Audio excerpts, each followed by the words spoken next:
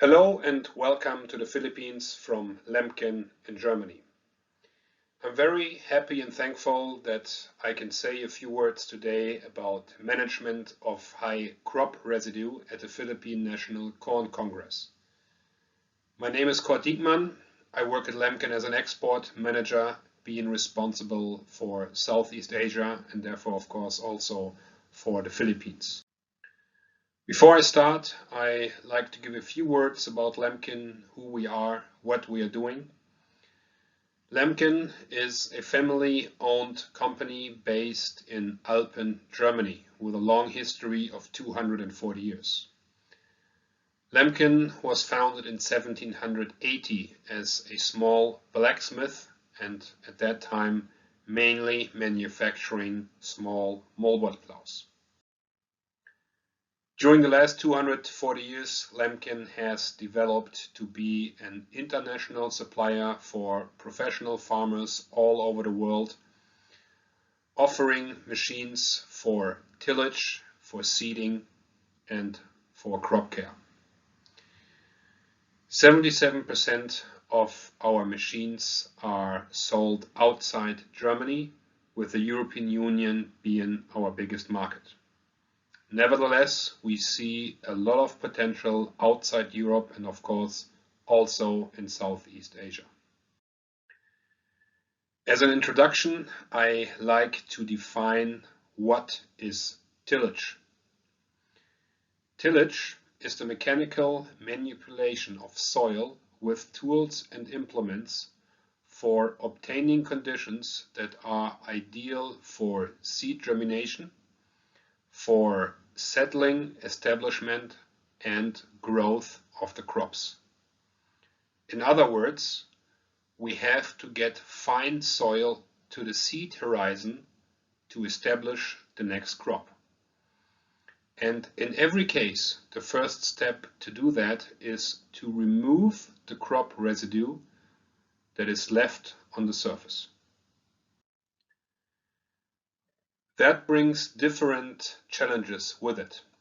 First of all, as you can see on the top picture, the residue is not always well distributed and not always chopped very fine. And farmers all around the world are growing different crops with different amount of residues that are left after the harvest. For example, rice, combine corn, or sugarcane. All these crops are leaving a huge amount of residue that needs to be managed before we can establish the next crop. Of course, there are also plants like oilseed that do not leave a lot of residue. That's quite easy to deal with. But today we want to talk about the challenges that these kind of crops are leaving on the field. One method of managing these high crop residue is burning. It is very simple, requires a very low amount of input. Basically, you only need to set the field on fire and the residue is completely gone. But it also has some disadvantages. For example, we don't have a humus built-up in the soil. We are losing nutrients. And we are polluting the air, polluting the environment. And therefore, this method is forbidden in a lot of countries all over the world today. As I said, burning the stubble results in loss of nutrients. For example, nitrogen is lost completely, phosphate is lost by 25%, and so on and so on. What really matters is the value of that nutrients which is lost. Of course, that depends on different conditions, like the crop itself that is grown, the yield, and a couple more. But just to give you an example, after burning 1 ton of wheat straw, the value of lost nutrients could be up to $120 per hectares. And when we are looking at dry straw that leaves even more residue, we are facing a loss of up to $175 per hectare. Another way of managing high residue crops is to incorporate them. When we mix in the straw, it serves as a humus buildup in the soil. And humus is one of the most important factors to increase the soil fertility. For example, we have a better water balance capacity. So the humus is acting almost like a sponge. It can absorb water, it can hold the water, and it can supply the plants during the entire growing period with water. And as I have mentioned, we are not losing the crop residue's nutrition. We keep it in the soil and we make it available for the next crop. And especially the nitrogen mineralization and the soil phosphate release will be increased. So overall, we can say that with this method, we have a more fertile soil. On the other hand, we are facing increased straw management requirements, which goes hand in hand with higher investments for machines that are capable to do this job. We can also take advantage of additional benefits of stubble cultivation. We are creating germination conditions for volunteer seeds and weeds, and after they have germinated, they can easily be killed either by a second pass of stubble cultivation or by a chemical. Nevertheless, you don't have to deal with them anymore in the following crop. We are also regulating the water balance of the soil, and besides the weeds, we also take care about different problems like mice and snails. And we are not only incorporating organic material, we can also incorporate at the same time lime or different kind of fertilizer. And when we're looking at the next pass or passes that are necessary to establish the next crop, meaning seedbed preparation, we are already starting with that by leveling and crumbling the field. What is the correct working depth for stubble cultivation?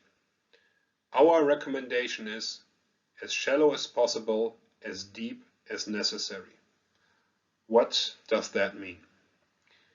We like to work shallow because oxygen is only available in the top layer of the soil. And oxygen is necessary to start the decomposing process of organic material.